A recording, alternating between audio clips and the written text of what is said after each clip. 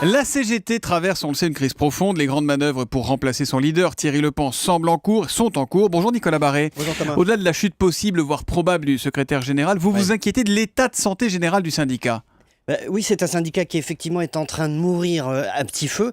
Et d'ailleurs, le vrai sujet, c'est celui-là. Le vrai sujet, c'est pas les factures du parquet, du secrétaire général chez lui ou dans son bureau. Ça, c'est un peu, si vous voulez, comme les preuves dans les procès staliniens. On sort ça pour se débarrasser de quelqu'un. Ça fait parler, c'est le but, mais enfin, c'est des grosses ficelles. Le vrai sujet, c'est que la CGT n'a plus de ligne, qu'elle est en échec, qu'elle ne sait pas où elle va. Elle vit un échec même historique. Effectivement, elle meurt lentement parce qu'elle est de moins en moins représentative. Elle meurt peut-être, mais elle reste jusqu'à preuve du contraire le premier syndicat de France. Alors oui, mais sans doute plus pour longtemps. La CFDT va sans doute devenir assez rapidement le premier syndicat de salariés en France. Et ceci pour une raison qu'il faut bien comprendre, qui est vraiment fondamentale. C'est-à-dire que la CGT n'a pas su accompagner la transformation de ces bastions, c'est-à-dire de la SNCF, d'EDF, de France Télécom, etc., qui sont en train de devenir finalement des entreprises normales, où les salariés... Oui, qui étaient des grosses boîtes publiques et qui le sont moins ou qui le sont plus. Et là, maintenant, les salariés ont des comportements qui rejoignent ceux des autres salariés ailleurs.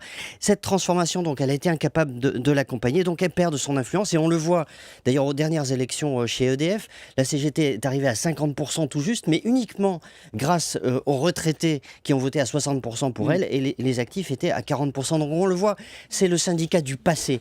Ils sont du mauvais côté de l'histoire. Voilà. C'est les retraités votent encore donc, chez EDF. Oui, c'est une particularité. Tiens, curieux. Est-ce qu'elle peut se ressaisir, la CGT, ou est-ce que selon vous, elle est condamnée ? Non, pour ça, il faudrait qu'elle produise des idées. Or, ça ne lui est pas arrivé depuis des années. Elle n'a plus de ligne. En fait, c'est une organisation qui tourne sur elle-même, qui est un peu uniquement dans ses luttes internes.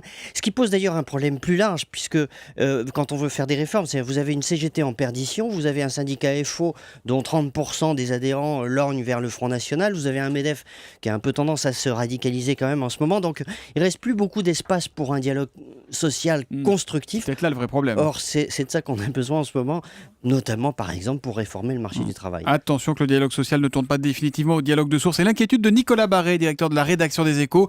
L'édito Écho de Nicolas qu'on retrouve tous les matins à 8h10 sur Europe 1. À lundi Nicolas. Bonne journée.